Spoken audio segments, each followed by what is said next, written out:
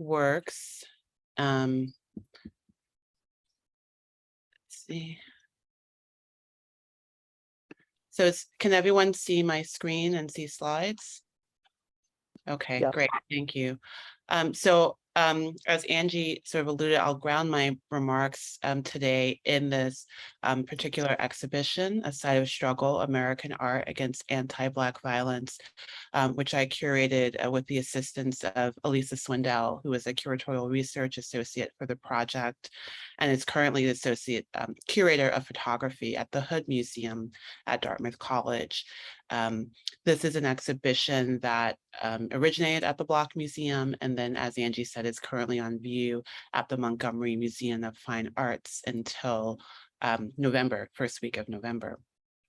And this exhibition really concerns itself with looking at the different artistic strategies that artists have used to grapple with the issue of anti-Black violence and its accompanying challenges of representation. And it takes a historical perspective on this work. As we are too painfully aware, anti-Black violence has been a continuing part of our cultural landscape, and similarly, artists have, during that same sort of longue durée, been engaging with kind of creative counterpoints to engage with and comment on this violence. And just to give a bit of context, this exhibition, as I said, it originated at the Block Museum of Art, which is the academic art museum for Northwestern University, which is based in Evanston, Illinois, bordering the city of Chicago. And the museum really supports the university's mission. So it's as a teaching and learning mission, while also aspiring to be a bridge between the university and the wider Evanston community. And this exhibition, A Site of Struggle, really fits into the museum's kind of larger mission to present art across time, place, and culture, both an emphasis on undertold or understudied art histories, and thinking about art as a springboard to have conversations that are relevant to our lives today, as well as the thorough institutional commitment to diversity, equity, access, and inclusion. And going back to this exhibition is really grounded in these two crucial questions. So the first, how has art been used to not only to protest this violence, but also to process it, mourn, and memorialize this violence within the United States? And secondly, wanting to think about how art and art history can be a vehicle to help inform a deeper, an understanding of the deep roots of racial violence within our country. So the exhibition is organized thematically, but it does include artworks within a specific historical time period. That's framed by the rise of anti-lynching activism in the 1890s and ending with the founding of Black Lives Matter in 2013. So it's really a kind of a prehistory of our present moment and a pre-art history of our present moment. And just to illustrate this, I have the oldest object in the exhibition and the most recently created object in the exhibition. So on the right is original copy of the anti-lynching pamphlet, A Red Record, that tabulated statistics and alleged causes of lynching in the United States. That was compiled and researched by the journalist and activist Ida B. Wells. And then in 1895. And then on the right is a work that was finished just a few months before the opening of the exhibition by a Seattle-based artist, Molly J. Vaughn, from her Project 42. And this is one of a series of works that she has created since 2012 to memorialize and honor the lives of trans individuals who have been the victims of violence. And so even though this work was created recently, it's referring back to an incident that happened in 2008, which was the murder of Letitia Green in Syracuse, New York, and really thinking about how trans women of color, and particularly Black trans women, are disproportionately the targets of this violence. And then in terms of the thematic organization of the exhibition, It's organized in 3 sections around different kinds of artistic approaches or strategies. It was really important to me, when let me just backtrack a second. When people may hear that exhibition is focusing on this issue of racial violence, you might immediately assume that all of the work that you would encounter would be extremely graphic. But one thing I was really interested in exploring is the ways in which artists have developed numerous strategies to engage with and comment on and process this violence. So this first section is entitled Written on the Body. And this section explores how artists have, created subtle allusions to anti-Black violence. So these are works where the body is present, but it's not being shown, kind of in an active state of victimization, and also kind of explores different kinds of violences, including the psychological impacts of racism and the sort of conditions of mourning that are left in the wake of physical violence. And this is just an installation view of what it looked like at the block, that particular section. And this is what that same section looks like in the galleries at the Montgomery Museum of Fine Arts. The second section, Abstraction and Affect, focuses on conceptual strategies and the ways in which artists have used varying degrees of abstraction to avoid literal representations of violence. So for example, we have this work by the African-American artist and musician Paul Rucker, which was part of his series called Soundless, in which he creates these memorial sculptures to memorialize incidents of racial violence that have occurred. So this particular work, and each of these works is titled with the date and the place of the particular incident. So this particular work is September 15th, 1963, Birmingham, Alabama, as a memorial to the 4 young girls who were killed in the 16th Street Baptist Church bombing. And again, sort of installation view of that section. And then also the same section at the Montgomery Museum of Fine Arts, which in this case opens with another work that's a memorial to the 16th Street Baptist Church bombing by the African-American artist Howard Dina Pendell. And then finally, the third section, A Red Record, which takes its titles from Wells's pamphlet, focuses on the ways in which artists have used more graphic depictions to protest violence, such as lynchings and police brutalities. So as an example is this work from 1943 by the African-American artist Norman Lewis, who is, I think, best known for his more abstract work, but in this period, did do this more figural work, which really focused on different kinds of racial interactions in this piece entitled Police Beating from 1943. And then so for this final few minutes of my sharing, I wanted to really focus on the ways in which this project was developed as a truly collaborative effort.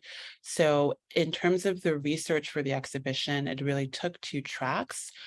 One that was focused on the development of the content for the exhibition, but the second that was focused on the development of best practices for responsibly and thoughtfully and carefully presenting this material in the context of an art museum. And so to do this work, I consulted with advisors, so interdisciplinary, group of scholars who are content experts, as well as museum professionals, colleagues who had been doing analogous work. In addition, being an academic art museum, this was a kind of a campus-wide conversation as well as a museum-wide conversation. So it, was sort of ground level collaboration between curatorial exhibitions, the engagement department, conversations with visitor services staff very early on, being very mindful of the fact that they are the ones who spend the most time with the exhibition and the work in the galleries, and also are the ones who have the most interaction with audience. And so wanting to make sure what they would need to feel supported was taken into account as we developed materials in the presentation of the exhibition. And additionally, there was a development of a community advisory group from individuals within the city of Evanston, whose work focuses at this intersection of arts and social and racial justice. So you can see from this list, I won't go through them all, but this included you know, folks like Dr. Melissa Blount, who's a local artist and activist, but also a trained and practicing psychologist, to the head of our local NAACP. And this work was aided, sort of advised by the academic office of the university's Office of Neighborhood and Community Relations, but helped and co-facilitated by two important organizations within our community. The Shorefront Legacy Center, which is an organization that is dedicated to collecting, preserving, and educating about the history of African Americans in Chicago's North Shore communities, of which Evanston is a part, and the YWCA Equity Institute, which is focused on racial justice and equity. And in dialogue with our community advisors, we're really interested in helping, having those conversations to help shape visitor experience, and to co-develop collaborative programming around issues of racial justice, and to also how to think about how we can kind of continue that work of bridging the space, using the museum as a space of bridging campus and community, and how that work can continue to move forward. So I'll just share two examples of what the dialogue, specifically with just the community advisors, yielded, because there's so much that could be linked from all of the different conversations and dialogues that went into this development of this project. And this is just a kind of a photo of the advisors coming to see the exhibition. So one of the primary fruits of this dialogue with the community advisors were some things that were included in our visitors guide, a version of which is also available at the Montgomery Museum of Fine Arts. On the left, you see there's a selection of resources both at Northwestern and within Evanston and Chicago. And what this is listing offices and organizations, not just on campus, but also within the Evanston and Chicago communities that are actively working around issues of social and racial justice. So if you come out of the exhibition and you're like, okay, either you need more support or you're like, okay, now what do I do? This was meant to be a starting point for you. So it lists things like the NAACP, Evanston Fight for Black Lives, or the Chicago Torture Justice Memorials Project. And additionally, our community advisors helped us to shape this series of reflection questions that are meant to be prompts for visitors to go back and have their own discussions amongst themselves. And the development of these kind of questions and this language was done in dialogue and in partnership with the community advisors. And then in terms of public programming, we had several goals for our public programs to not only deepen historical knowledge, create additional avenues for conversations, to build these bridges between the campus and community, but also to share calls for action and to provide care and support. And our community advisors were directly involved in helping to shape some of those programs. On the lower right part, or it's my lower right, I'm not sure if it's your lower right, you can see myself, the late art historian Margaret Vendries, who was an expert on the 1935 NAACP anti-lynching exhibition called An Art Commentary for Lynching. And she was in conversation with the Reverend Dr. Michael Neighbors, who is the head of our local NAACP. So thinking about how to make those kind of connections between this our historical event and what that organization is currently doing within our community. And a final program was both suggested by and developed with and executed with one of our community advisory members, Dr. Melissa Blount. And this was to bring Prentice Hempel, who is an embodiment coach, the former Healing Justice Director for Black Lives Matter, to do a program on racial trauma and healing. So I think I'll end my formal remarks there, and I look forward to any questions or further conversation that we might have. Thank you. Thank you, Janet. And before we move to Dietrah, I'll just say that I had the pleasure of watching Janet work with a group of students from Auburn University yesterday, and to literally see dialogue that was the result of time spent in these galleries. And I think we were both very struck that one of the students in that group who identifies as a poet, the way that she engaged with the exhibition and found her words for the exhibition were by crafting a poem, which she shared with us, and it was crazy powerful. So this all of that to say, this exhibition, at least anecdotally from my observation, is calling people to conversation, and yet to be seen, but taking the long view, action, conversation into action. All right. Dietrah, do you want to talk to us next about how your practice intersects with and generates dialogue? Yes, hi. My name is Dietrah Taylor, as Angie mentioned. I am in the middle of the state of Georgia. That's where I'm located, and I'm an independent public historian, and I have worked with museums and also theater. So I do a practice called dramaturgy, which is part of my public history practice, where I do a lot of the research for theatrical productions to make sure they're historically accurate. And actually, since we just had the presentation from Janet Dees, one of the pieces that you had did stand out, and it was the 1943 piece. And there were riots in Detroit that year. And I did a play called Detroit 67 about those riots, uprising, revolution, right? And part of that was to trace the history of the unrest in Detroit, much like that depiction that we just saw a few minutes ago. So yeah, I guess I'll kind of restart and then come back to that painting, but it was in my brain because it's like that actually connected to something I did. So I basically with the museum practice and the theater practice, I've worked in collections. That's where I kind of got my start as an undergrad student, moving into graduate school, where I started to do more interpretive work.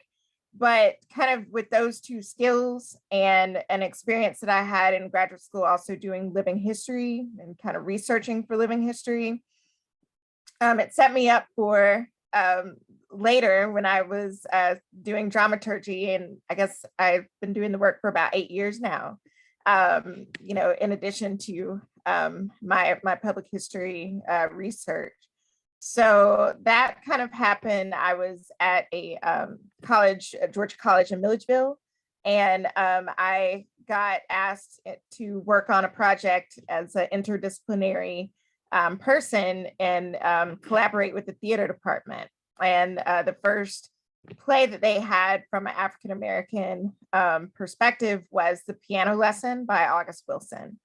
And that's kind of what kicked it off. But in that process, I always usually find and go back to my museum skills, which is finding, photographs, artwork, and objects that mean something to the time period. And usually I start with the director and cast, and that is a discussion process. So that's probably, the most kind of discussion and exchange space that I've had is being in the theater space, doing this work. But basically, when I do that, I go through the research. I ask the cast if they need anything else. We also, I usually ask them, similar to, our exhibit process, what stood out to you? And usually they pick, an object or a picture or something that we've discussed, and then they kind of break it down in terms of their particular character, and how they want it to come across to today's audience, which I think is exactly right. What we've already talked about with this exhibit, in that, we're talking about historical things, but they are also relevant to what is happening now.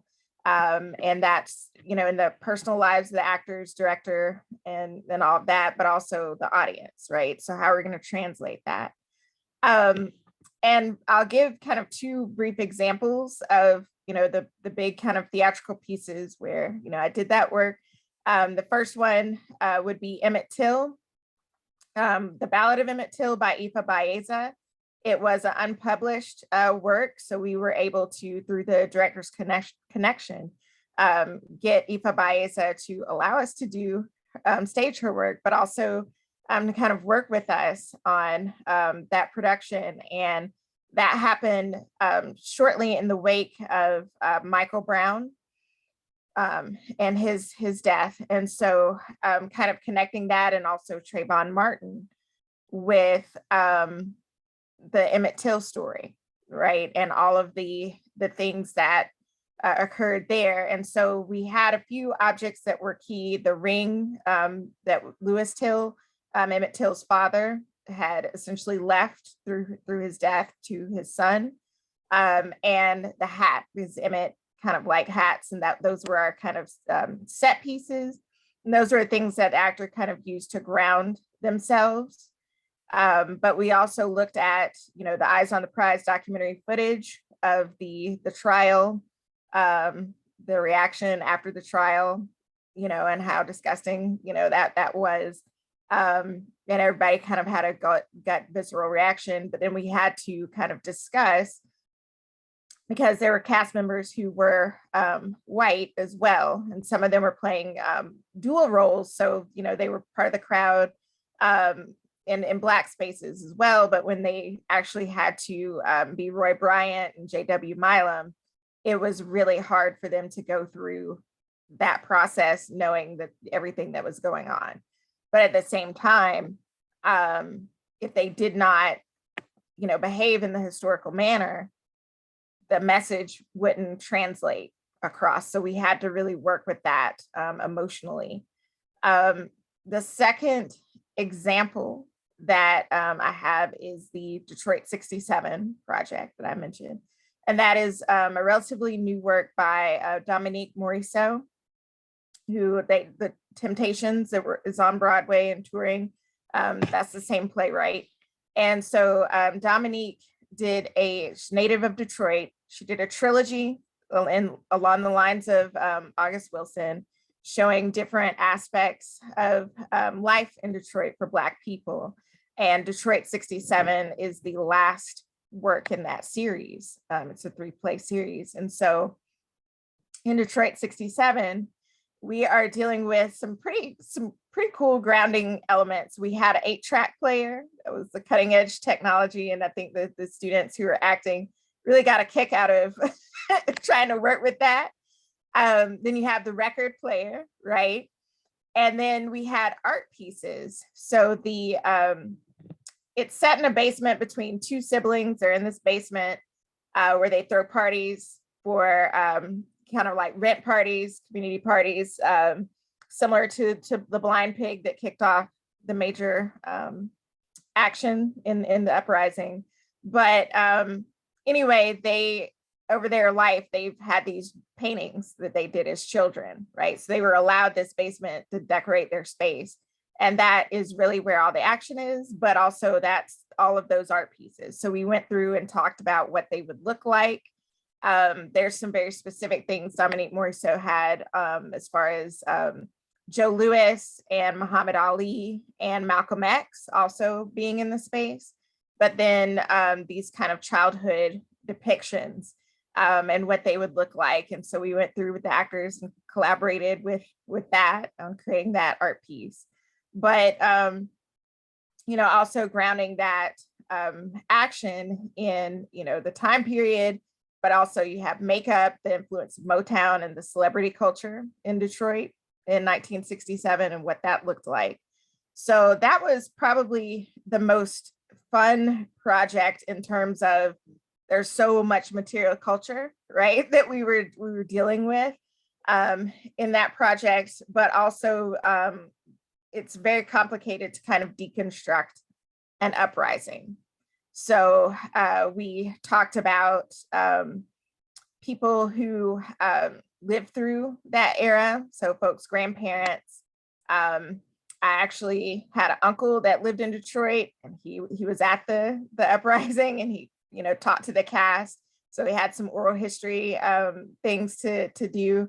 And I think we just really had a good time kind of immersing ourselves fully in that space, being anchored with the material culture that was provided by the playwright, but also through the research. So yeah, but also the discussions on Black violence, right? And the year that we did Detroit 67 was 2017. So it was after Charlottesville. So, again, talking about current things that have happened, and how that affected the cast and crew members, but also how that was going to translate and what we wanted to translate to that audience. So those are the kind of major nuggets, and then kind of anchoring the material culture and how I use material culture. And then, of course, we had talkbacks and things of that nature with folks who are viewing the work. So I'll end the remarks there, and we'll talk later about other things.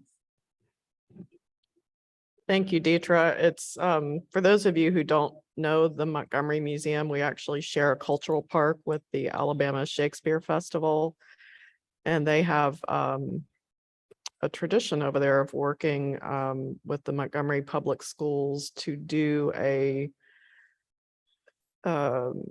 civil rights, social justice oriented production that usually falls around Black History Month. I mean, they have beautifully integrated concerns of equity and inclusion throughout their theater and their productions, but I'm an especially big fan of this one thread of their practice, and I'm not sure that this came to me when you and I were having an organizing conversation the other day, but they did the play Four Little Girls. I think Ruby Bridges is the play that happened as we went into lockdown. So Four Little Girls would have been 2019. And it was really interesting to go to the talkbacks around that production, and and some were held where they had the students who were inhabiting the characters on the stage. And then they also had the descendants of the four girls who died at the church there. And they had developed relationships and could talk about the import of hearing directly from the people who experienced the history. These were these little girls' siblings for the most part. And it was extraordinary. And then to hear both the Black and the white kids talk about what it meant to have to really live in the skin of these other beings whose actions may be absolutely the opposite of anything that they had experienced, could really understand. I find the work that they're doing over there rather extraordinary, and I'm very eager to see what comes next. All right, Ashley Rogers, talk to us about how Whitney Plantation meets with this challenge of being a space in and for dialogue. Thank you so much. Hello, my name is Ashley Rogers. I'm the executive director of the Whitney Plantation. I'm going to just give a brief little overview of Whitney Plantation. So Whitney Plantation is a historical sugarcane, indigo, and rice plantation in Wallace, Louisiana. And what you're seeing right here is an aerial view of some of the main areas of the plantation grounds. It is situated about 1 hour equidistant between Baton Rouge and New Orleans. It was founded in 2014. So we've been open to the public for 8 years. And it is unique in Louisiana as the only plantation museum with an exclusive focus on slavery. So Whitney Plantation's mission is to educate the public about the history and legacies of slavery in the United States. As you can see, the plantation is still surrounded by sugarcane fields. So all of the fields that you see in that video are still producing sugarcane to this day. It's a very, very residential, or excuse me, rural area. Our town of Wallace is just a few hundred people, over 90% African-American, and most of them descended from, if not Whitney Plantation, the plantations nearby. These are people who have been in that area for 200 plus years, multi-generational residents of the area. Prior to the pandemic, we had about 106,000 visitors a year. We've seen a pretty significant drop off since then from the pandemic, and then we were hit by a Category 4 hurricane. So we've been kind of in recovery for 2 years. We have at this point 13 historical structures. I have to always, we lost several in the hurricane, so I have to kind of do some counting and make sure that's correct. But I believe we still have 13. We do guided and self-guided tours. So, and I guess this is one of the ways I'll kind of talk about how we incorporate dialogue. We have, in the last 2 years, kind of in these slow periods between the pandemic and the hurricane, where we've had a little bit more time to kind of reflect on how we do things. It's been one of my goals to introduce multiple access points for people. Prior to the pandemic, we only were doing one tour. It was a guided tour. If you were a 5th grader, or if you were 75 and you're on a family reunion, you're getting the same tour. And obviously that doesn't really work. And also because of the incredible demand, 106,000 visitors with no more than maybe 8 tour guides at any one time. That meant that the tours were huge, and tour guides were kind of turning and burning, to borrow a phrase from the restaurant industry, just kind of going through these tours so quickly that our visitors were not able to actually really engage in any kind of in-depth way with other visitors or with members of our staff. And that was really a pretty big problem for me. Also, we had 20%, roughly 20% of our visitors came from outside of the United States, and a significant portion of them did not speak English as a first language. And so there's just really, trying to communicate these complex topics across these cultural and language lines is really difficult. So we were trying to create just different ways that people could access the content and that would appeal to, say, different learning styles. So we currently have now 3 distinct ways that people can engage with the site. We have a self-guided audio tour, which is available in 6 languages, which allows for visitors to walk through the grounds at their own pace. Because for some visitors, they really don't want to actually engage with a guide. Some people really need that, and it's really important for them to be processing with another person. That's why we also do guided tours. And we also have people stationed throughout the grounds so they can have those conversations. But this can be a deeply personal history for many people. And so many people actually prefer the experience of being just by themselves or just with loved ones, so that there's kind of a buffer. They don't have to listen to the comments of the other people on the tour, or have that kind of interrupt their own experience. So we have the self-guided tours. We have our guided tours, which are a little bit more in-depth.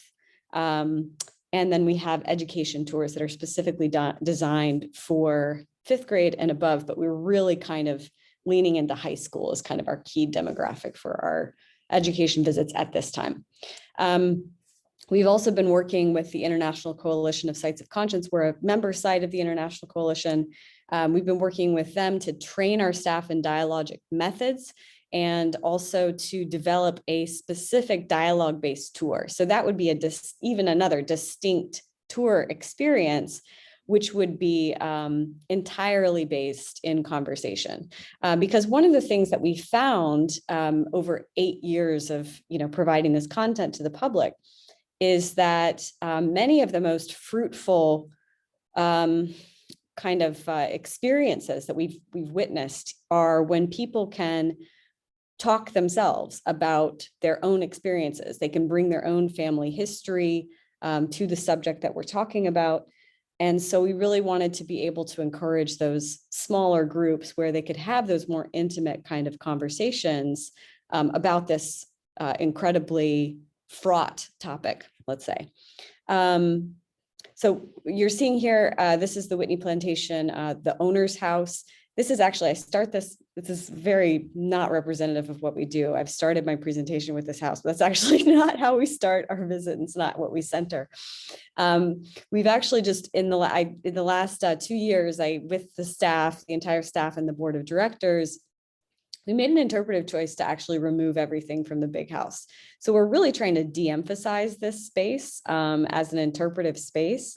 There's a practical reason for that, which is that in the Louisiana humidity and without a collections staff, the items that we had on display were quickly deteriorating. We had constant problems of mold and pests and everything like that.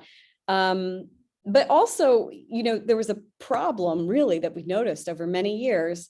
Traditionally, this was how we ended the tour. You go through this entire hour-plus long experience, learning about the lives of enslaved people and visiting memorials.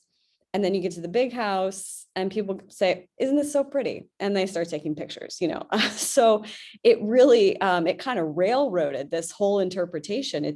It's distracting how beautiful it is. And I say that because this is the point. I mean, this house is doing its job. The job of a plantation house historically and today is to put a really beautiful face on white supremacy. And so trying to work against that, it was an interpretive choice to remove everything. We also had significant structural issues because in the first 4 years, we put 350,000 people through this house. On the top floor, we had a high river, there was a lot of settlement, and so the house just could not take it.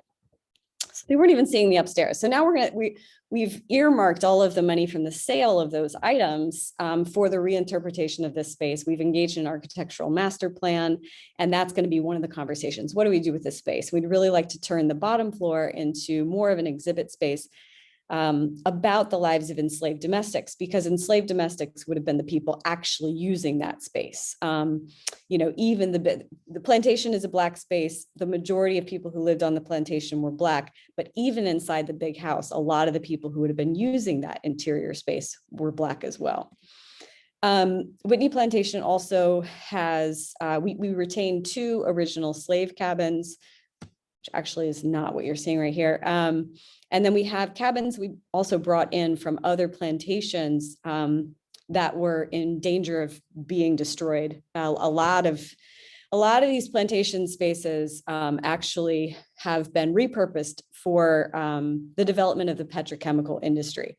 So a lot of historical plantations in the stretch of river between Baton Rouge and New Orleans were destroyed, and plastics and oil refineries and things like that were constructed instead. So we've really lost a lot of the built environment of the Black history of this part of Louisiana to the petrochemical industry. There's a lot I could say about environmental racism here, but we'll talk about that later. Maybe this is a different conversation. And so there were these, kind of endangered structures that we moved to our site because we were missing so many cabins. This plantation tore down. It was in operation until 1975 and tore down the majority of the slave cabins in the 1960s, because as mechanization came to the fore, it decreased the size of the labor force, and people didn't need to live on the plantation anymore because they were literally replaced by machines. So the plantation owners at that point tear down buildings because that's wasted space in their minds, right? They can plant more sugarcane on that land and make money rather than having an empty building. So we lost a great number of buildings. So we brought these in to kind of round out that architectural vision for people so they can imagine an enslaved community. Unfortunately, these buildings were never very well constructed because they weren't intended to be, right? These are buildings for the purposes of housing enslaved laborers. And just the care was not put into that construction from the time of its construction. It's really a miracle that many of them still survive today. And these were some of the hardest hit structures during Hurricane Ida last year. So unfortunately, we did lose 2 completely. They just outright collapsed. And we've spent most of the last year painstakingly restoring 2 that we almost lost, that had been, lost entire top half, blew off of the piers, but we've put a lot of our funds into restoring those. So I'm glad to say that those are going to be coming back. The other thing that makes Whitney Plantation kind of a unique space in terms of the typical sort of, plantation tourism landscape. Because one thing you have to understand about Whitney Plantation is that we are in the official marketing phrase for our area is New Orleans plantation country. I think officially they've kind of let go of that moniker, but that's what it's been. I mean, this has just been really marketed heavily as a place to come and relive the grandeur of the Old South in this kind of, moonlight and magnolias type of way. So we are in the middle of a very dense plantation tourism district. And so I can't emphasize enough how different Whitney Plantation is from a narrative perspective than the 5 plantations you can visit within 15 minutes of us. So just the focus on enslavement, certainly, and slavery, and let's say its afterlives, things that came later, the Jim Crow era of the plantation, that's very, very different. But the other thing that's really different about what we do is that we're also memorial space. And I'd say probably half of the tour experience is in memorials that we've created on the site to name and honor people who were enslaved at that site in particular, but then also across wider Louisiana. And the statue that you're seeing here is by Rod Moorhead, who's an artist from Mississippi. It's in a children's memorial, which was built to honor 2,200 children who died in slavery in St. John Parish. That's our parish, is the county, St. John Parish, in the antebellum period, the 40 years leading up to the Civil War. So Whitney Plantation uses artwork and memorials as, again, different access points so that people can experience the history in a way that's not just this sort of like didactic, recitation of facts. And I also want to point out that in this photo, you can see another way that we kind of allow our visitors and to engage with us, and we encourage a kind of dialogue. The white band that's around her arm is from an annual blessing ceremony that we have on the grounds. So every year we have a priestess from New Orleans, Sister Sula, comes to the grounds along with some drummers from who usually drum in Congo Square. And we go throughout the grounds and she performs a blessing. And we encourage everyone who is there that day. We advertise it, but we also encourage anyone who's there to join, and participate. And so throughout the year, you'll find when you come to Whitney that there are white bands all over the place, and they kind of deteriorate over the course of the year, and then they're refreshed every spring. Unfortunately, I don't have any pictures of it, but another interesting way that that visitors have started to kind of engage differently with us in the kind of post-pandemic landscape really is that because we started to allow people to wander the grounds by themselves, they started treating our site differently. And they really started treating it like a memorial. It's something that I found very interesting. And if we were maybe a more, normal museum, we wouldn't be letting people just leave things because it's against some, collections practices. Things pop up all over the place. But it's really kind of interesting to me that we don't tell people to leave anything. And yet people make offerings on the grounds everywhere. And we've actually, I mean, it's increased because we're allowing people to self-guide and they're having some privacy, and they can do that without, you know, being watched by a member of the staff. But even in the time when we were only doing guided tours, we would still find small tokens and memorials throughout the grounds. We would occasionally find flowers. And I've also found in the slave cabins that people that are on display, I've found cowrie shells underneath the bed. So there's all these different ways that people were really, you know, bringing their own sense of spirituality and meaning to the site. And that's something that I think is really powerful about what Whitney allows. I think that's the end of my show here. Right. So in terms of also in terms of the allowing this kind of interaction and dialogue, the other thing that I think that is really powerful that happens at Whitney, and that I was really trying to increase by creating these kind of structured dialogue-based tours, is that the natural conversations that people have in the space are really remarkable. I think that the US is a place where we don't really typically talk about race, and people tend to be nervous about talking about it. They, you know, especially if they're talking to people across racial lines, they're scared to say the wrong thing or to offend someone, or, you know, all these kinds of ways that we're taught to sort of be polite and not talk about these things. But I think that what happens at Whitney sort of naturally is that people get opened up by this experience, and they do have those kind of imperfect conversations.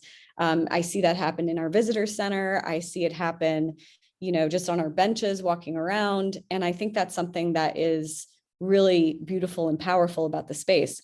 You know, as soon as we opened back up in 2020 for our self-guided tours, and people could kind of take their time and sit around and do what they wanted to do, one of the other things that I saw happening was that, so children visiting the site had always been sort of a challenge, because it's an hour and a half long guided tour, and kids are, you know, they don't want to be sitting there and listening for an hour and a half, and especially if they're really young ones. So one of the first things that I saw the first week was all of a sudden these very relaxed interactions between moms, dads, and their kids, where they could be sitting on a bench together and talking about the content. And the parents could be asking the kids, you know, what do you think this means? So those are the types of things that I think have been really powerful about having a little bit more of an open space where people can, you know, interact and have that kind of dialogue.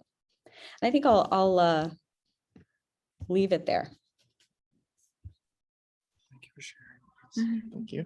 We've been joined in the gallery, so I was just explaining to the visitors what we were up to here. Ashley, thank you so much. I've not yet visited Whitney. It is at the top of my my to-do list, absolutely, and for sure the next time I get down to New Orleans. One of the things I appreciate about Montgomery is that I can get to you in about 4.5 hours. And I am a daughter of the New South, so living down here is creating an opportunity for me to really do some of the work that I need to do around the Old South. Not that I love that term, but I've actually adopted the Gulf South. All right, so we have spoken our piece, and I'm sure that the speakers have sort of seen some of their work and the work of others, and may have some crosstalk there, but I'd also like to invite the questions or comments or observations or concerns of any of the participants who have joined us as well. So I am going to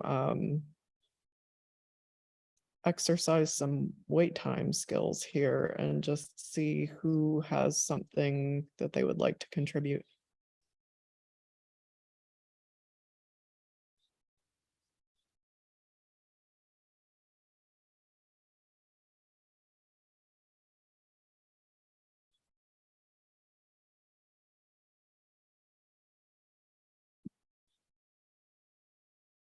I can wait you out, but I also have a question, so I'm gonna go with my question.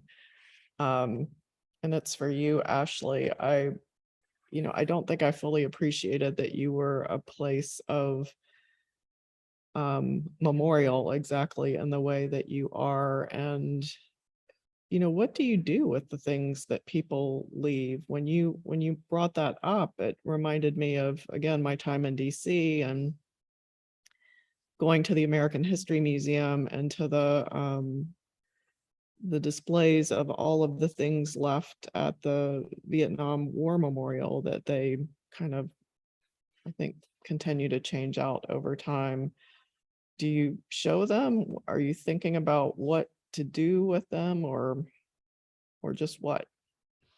Well, it's a relatively new phenomenon. And so we don't have yet like a policy on what to do. And some of the things cannot be kept, they leave them outside. Sometimes it's food and there's animals, you know what I mean? That things get taken by the critters out there. We are in the swamp. And things deteriorate, you know what I mean? Because they've left them out. I don't necessarily feel a need to keep every single thing, because I think that it's doing its job if it's there until it kind of deteriorates, and then things deteriorate and we might have to throw them out at that point. But there's a bit of a problem with money. So we had these statues. One of the slides shows one of the back of one of these statues. They're created by Woodrow Nash, who's an artist from Ohio. We have maybe 40 or 50 of these statues. Many of them are in our historical Freedmen's Church, which was built in 1870 by formerly enslaved people. And so all of these, they're clay statues. They look very substantial, but they're actually quite fragile.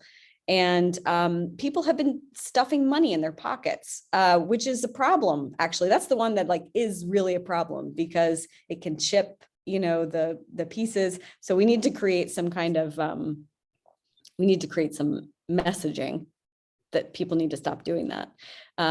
But those we just have been taking as donations. I mean, it's very strange. It's a very strange situation. Our director of operations has to go through periodically and clear them out.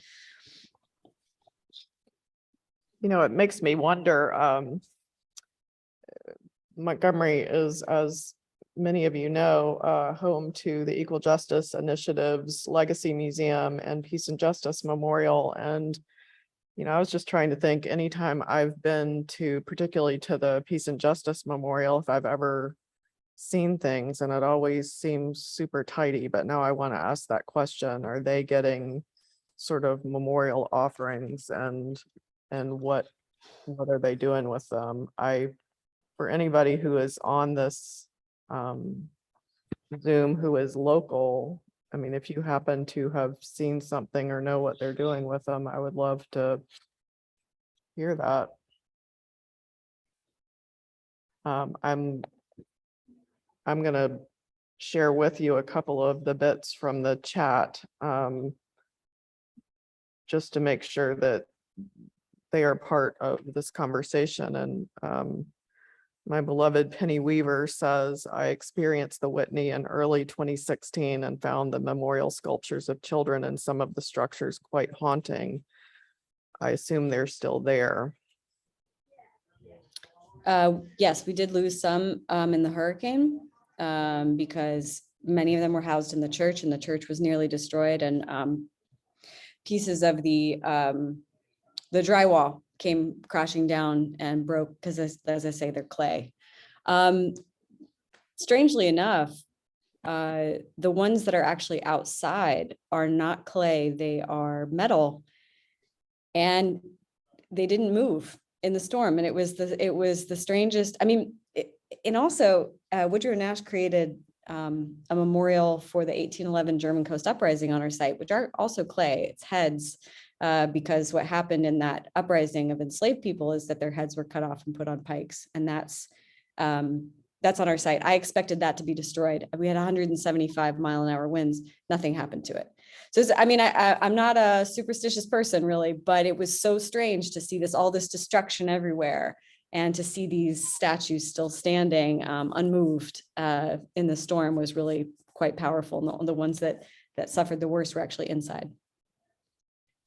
Yeah, actually, just hearing that, I'm going to use Penny's word of haunting. It's, you Mhm. know, they withstood the storm, literally and absolutely figuratively. Janet, I'm going to read this one just to make sure it's on your radar.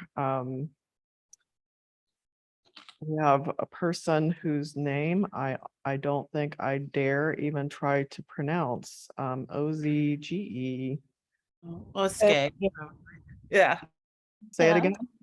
Özge Şimşek. Hi, this is Özge.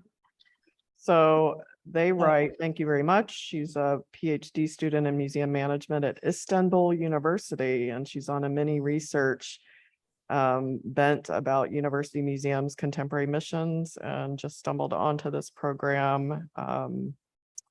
So I am glad you did. It's a lot of the work that Janet has been doing around this exhibition has been geared toward the university community. So I encourage you to go to their website, go to ours, because a lot of those programs have been recorded and are accessible. For us, this is an opportunity to push in an academic direction, certainly with this talk, not academic, but museum practitioners direction with this talk. But also in a very public direction. It's in listening to the public that causes our practice to change, and I think change for the much, much, much better. Any other questions, comments? I mean, I had one for my colleagues. I was really moved and intrigued, Dietrah, about your talking about the conversations that you have with the actors in the productions that you work on, and them having to kind of process that playing a role that does not necessarily fit with who they are, right? But having to really live that. And so thinking about the ways in which you know, we talk about kind of visitor experience, but maybe not always like the experience of staff at a place who are doing this, or like the people who are creating that experience for others. So I guess I was just either interested to hear maybe a little bit more about that from you, but then also Ashley, if you wanted to share too, like any, you know, thoughts about how staff kind of have been supporting themselves as they're kind of continually, as you say, like, you know, for a visitor, they're engaging with it at a certain time, but the staff is kind of continually, right, engaging with it. So that was my question. Yeah.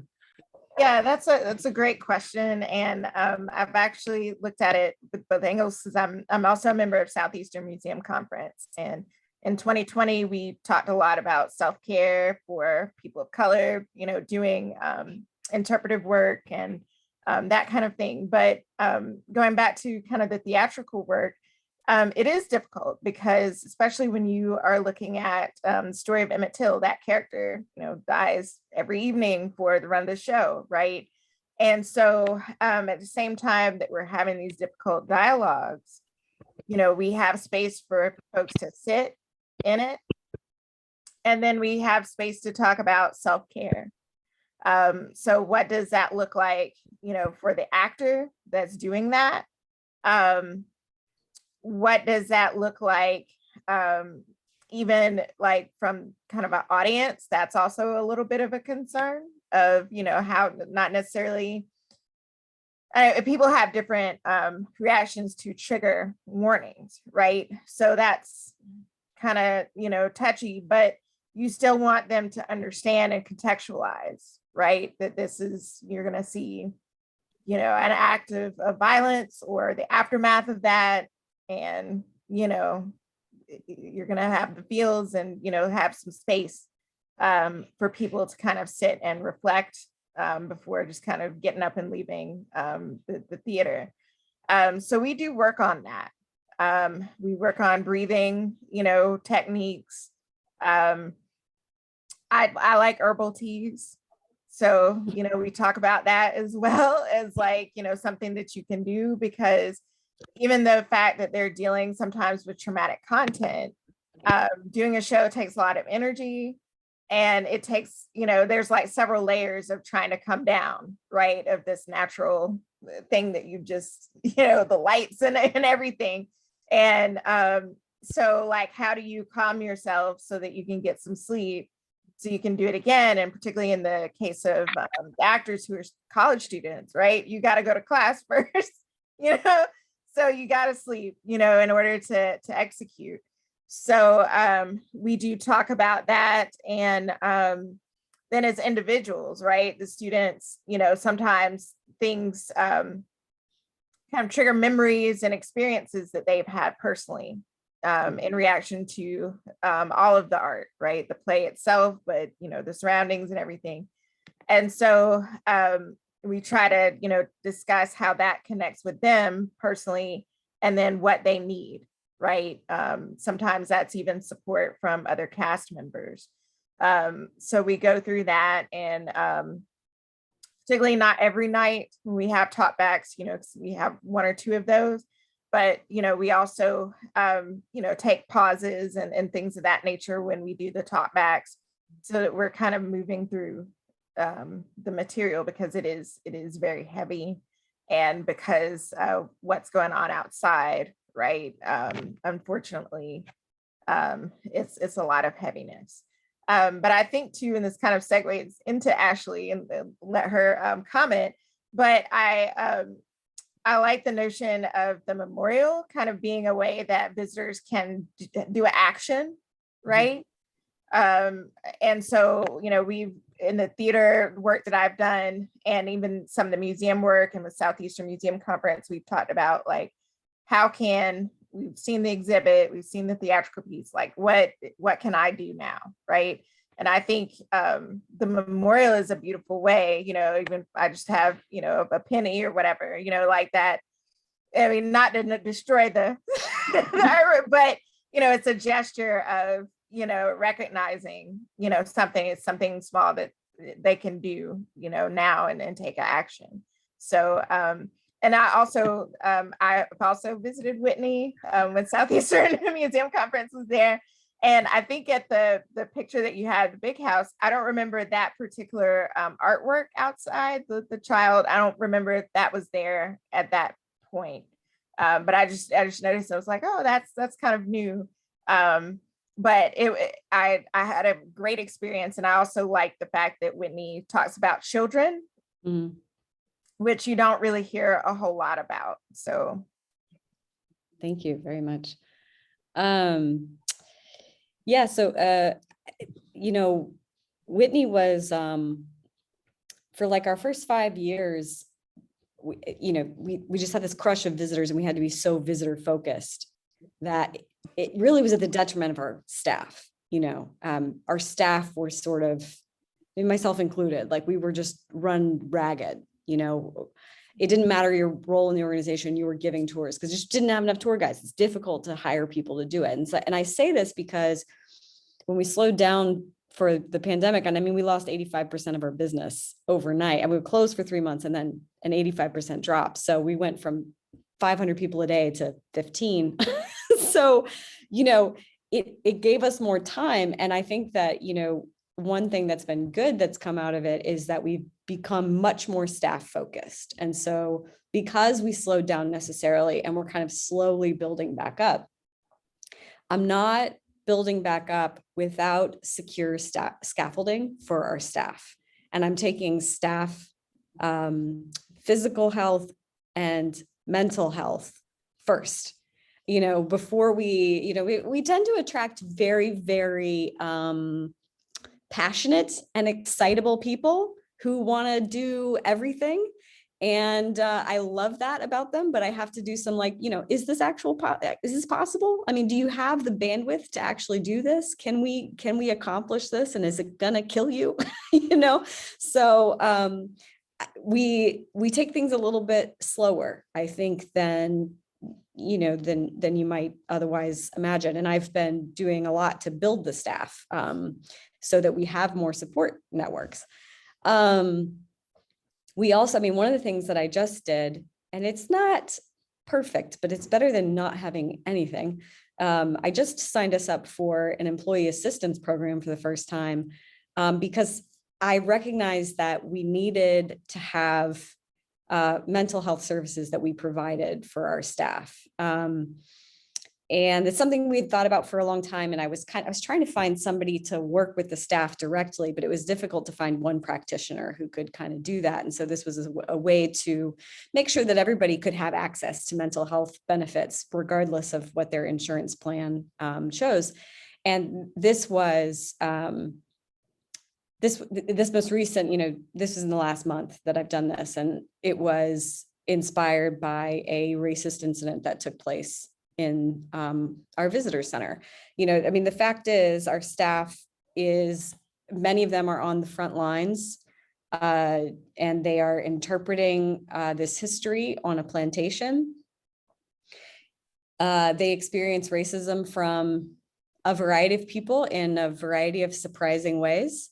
For some of our staff members, colorism is something that presents in visitor interactions in a really unfortunate way.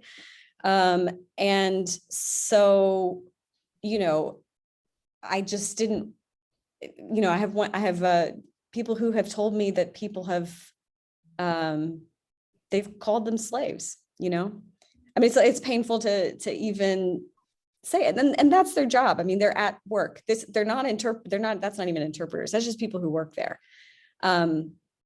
Nobody should have to experience that at their job, and then just go back to work and just be expected to act like normal, so it's interesting, so many companies have these kind of DEAI trainings, and it's really about like interstaff, from your manager to employee, making sure these interactions are good and our hiring processes are good. Well, we have a different situation at Whitney. I mean, it's a majority Black staff, it's a majority Black board of directors. Actually, our visitors are not majority, but 45% Black. So it's a very different organization, but we have challenging and fraught communication between staff and visitors because of the place where it is, because everybody's overlaying all of this meaning onto this space.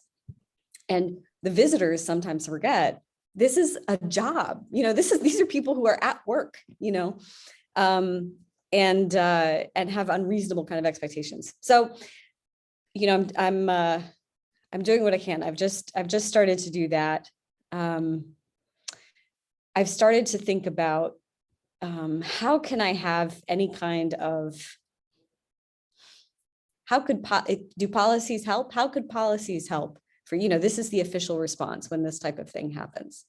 Here's the order of operations, when something like this happens. Many of our staff members are also, not all of them, I don't believe, but because I'm not part of it, but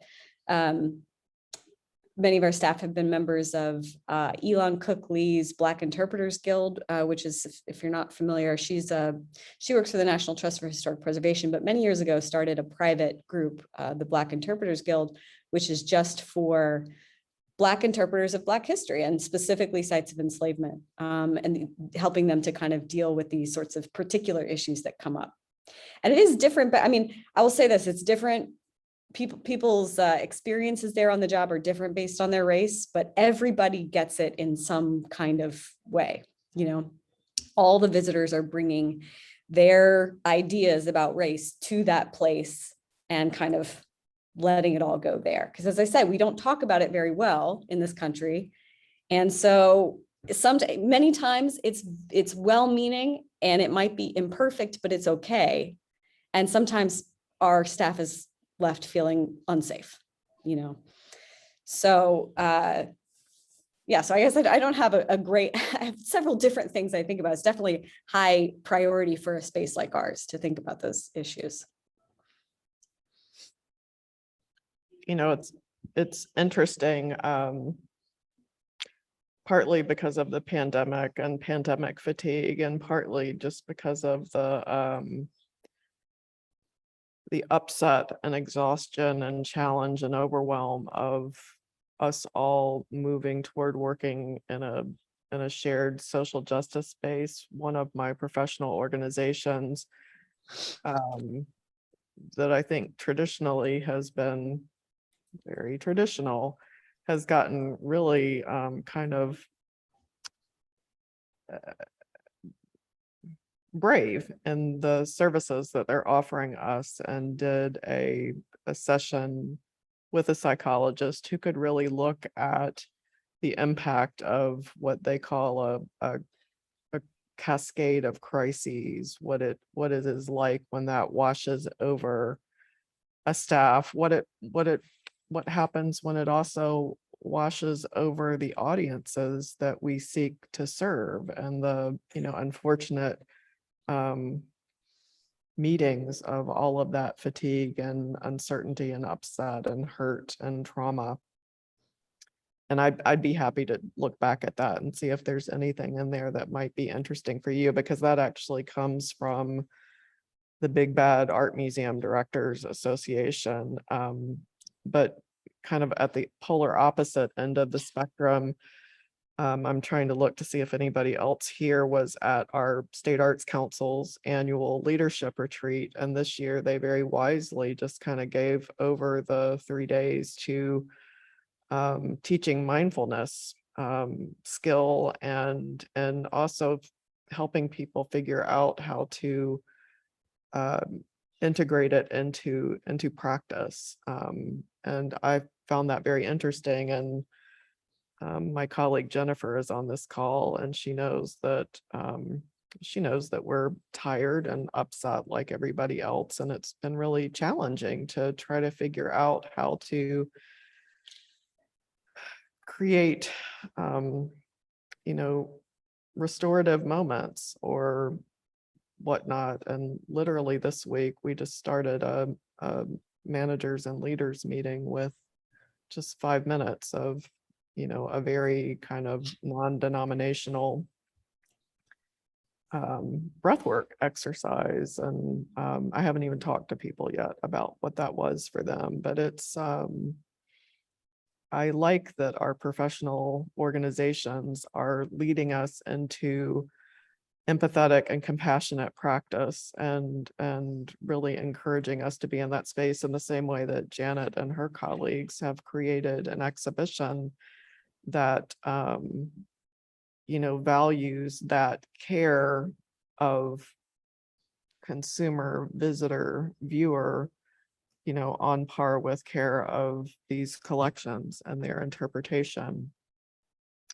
And in doing so, she's showing the way of, how we can bring that same intention and hopefully impact to other exhibitions, whether they are as weighty as this one or important in some other way or space or direction. So I thank you for that. And that may be a good note for us to go out on. I'm looking at our time, and we're at 4:27, and I know that 90 minutes is about where I start to get a little antsy. So unless anybody on my Brady Bunch screen says otherwise, we will call it a day.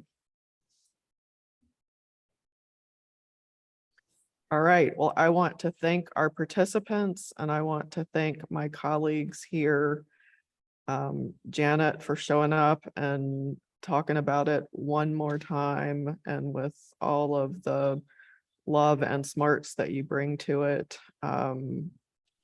Ashley and Dietrah, absolutely the same. And to Janet and to Ashley, thank you for doing it while you're on the road. These folks are not even at home and doing this. They're in a classroom at the University of North Carolina, and they're in a hotel room in Atlanta. So thank you for your above and beyond efforts. And you too, Dietrah, even though you're there on your sofa at home. So thank you one and all for being with us today, and the work that we are all trying to do to make our communities better and stronger and brighter and more thriving than anybody ever thought possible. So thank you all. Thank you. Thank you, everyone. Take care. Thank Safe you. safe travels, my friends.